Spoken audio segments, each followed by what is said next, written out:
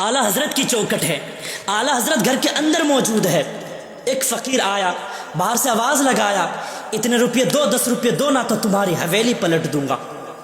جیسے اتنی بات سنی ہے نا، اعلیٰ حضرت مقام سے باہر آئے اور فرمایا یہ تو کیا کہہ رہا ہے، تجھے جتنا چاہیے اتنا لے جا، لیکن خدا کی حکومت پہ دخل اندازی نہ کر۔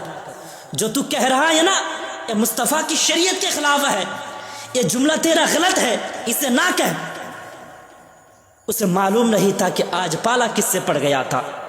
آج پالا صرف ایک مولوی سے نہیں بلکہ مصطفیٰ کے در کے قلندر کے ساتھ پالا پڑ گیا تھا۔ ہاں، آپ نے فرمایا تجھے جتنا چاہیے اتنا لے جا، لیکن پہلے تو اپنا جملہ بدل دے۔ جو تو کہہ رہا ہے یہ مصطفیٰ کی شریعت کے خلاف ہے، اسے نہ کہہ۔ آپ کی والدہ گھر کے اندر موجود تھی۔ آواز آتی ہے احمد رضا بھکاریوں کے منہ نہیں لگا کرتے ہیں، فقیروں کے منہ نہیں لگا کرتے ہیں، جتنا مانگتا ہے اتنا دے دے۔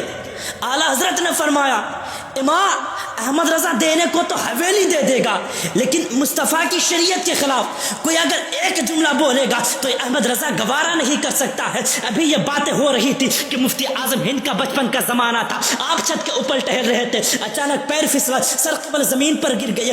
آپ کی والدہ کی چیخ نکل جاتی ہے، کہتی ہے احمد رضا میں نے تم سے پہلے ہی کہا تھا کہ بھکاریوں کے منہ نہیں لگا کرتے ہیں، فقیروں کے منہ نہیں لگا کرتے ہیں، دیکھو تمہارا بیٹا چھت سے گر گیا ہے۔ اتنے باتیں سنی ہے۔ اعلیٰ حضرت نے فرمایا ماں یہ تو ایک مصطفیٰ رضا ہے، اگر مصطفیٰ کی شریعت کے خلاف کوئی ایک جملہ بھی بولے گا اور ایسے 1000 مصطفیٰ رضا ہو تو میں سب کو قربان کر دوں گا، لیکن مصطفیٰ کی شریعت کا سودا نہیں کر سکتا ہوں۔ اتنے باتیں کہے ہیں، مفتی اعظم ہند اٹھے ہیں، اعلیٰ حضرت کے قدموں سے آ کے لپٹ جاتے ہیں اور کہتے ہیں ابا جان مصطفیٰ رضا کو ایک آنچ تک نہیں آئی ہے، ایک خروچ تک نہیں آئی ہے، آپ کو جو فیصلہ کرنا ہے کر لیجئے۔ جیسے اتنی بات کہی ہے، اعلیٰ حضرت کو اب آیا چلا، بریلی کے پٹھان کو آیا چلا، اپنا جوتا کھول کر کے آگے کیا اور کہا سن تو حویلی پلٹنے کی بات کرتا ہے، یہ لے احمد رضا کا جوتا پلٹ کے دکھا دے، احمد رضا کا جوتا پلٹ کے دکھا دے۔ فقیر نے سوچا اس کا جوتا تو ہلانا یوں بات ہے، پہلا ہاتھ لگایا جوتا کو ہلا نہیں پایا، دوسرا ہاتھ لگایا جوتا کو ہلا نہیں پایا،